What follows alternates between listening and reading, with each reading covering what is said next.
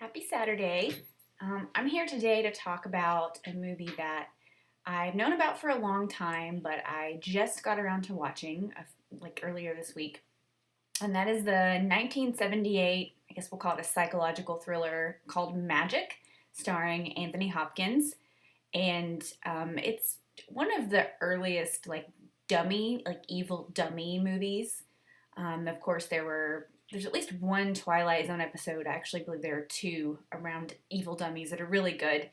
But I think this is the first time they did it in a movie. And it's a very young Anthony Hopkins. And he is playing a magician slash stand-up comedian, sort of. He's very introverted and kind of shy, and he's having a hard time getting the audience to respond to him. And so his mentor says, you need to find your charm, you need to find your personality so you can really connect with the audience.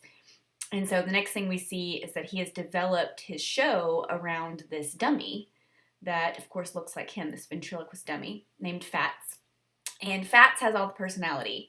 So Anthony Hopkins, I can't remember his character, Corky is his name. So Corky is still, just kind of a straight-laced, boring guy, and Fats makes off-color jokes and makes fun of him and everything. And so the audience loves him. And so he works this ventriloquist dummy into his act, into his magic tricks, and he becomes very famous, very popular. And so his agent, who is played by Burgess Meredith, and he's a very, slick talking big city agent, is able to get him a TV deal or a chance at a TV deal.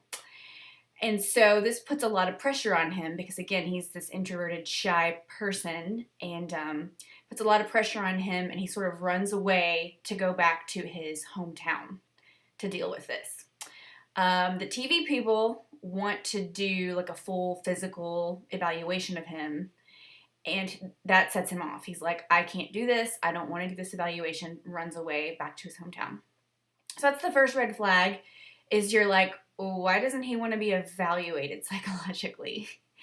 And so he goes back to his hometown and runs into an old girlfriend, and they fall in love. And it's this kind of really pretty story weaved into this darker story, because what you start to see is that when he is alone, he's always talking to Fats, and Fats is talking back. So you get the illusion that, Fats is alive. He's a real person. But it becomes apparent very quickly that Corky is unbalanced, and that the reason why, he's stressing out about this big television deal and he doesn't want to be evaluated is because he's like dependent upon this dummy. And so I won't get too spoilery, like some people get killed, Fats kills a few people, and just chaos and horror ensue. It's actually a very slow burn movie, though, maybe a little too slow at times. I love a good slow burn movie that doesn't explain too much, but I had a little bit of a hard time really paying attention to the whole movie. I actually watched it in two sittings because I was having a hard time paying attention, so I stopped it and went back to watch the end.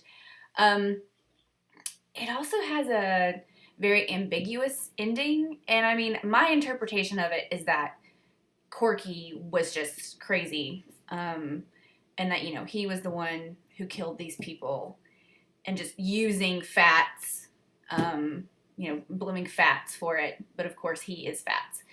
So, but there are other interpretations that, like, maybe the dummy was evil all along and alive, and I mean, I think there's maybe some evidence to support that. So you may come to your own conclusion that's different from mine, but I think it's just a really interesting story about, just a shy man who just has mental problems and, is able to have this violent outlet through this other entity that he's created. So overall, I would say Magic is a classic. It came out in 1978, so it's a pretty movie. Like I said, the characters are charming, and, you feel for Corky and you feel bad for him, even though through his mind, horrible things are happening. But I would say definitely check it out, and also check out those Twilight Zone episodes that I mentioned that have dummies, because as we all know, evil dummies are always a good time. So I hope you guys will have a good weekend, and I will see you next time.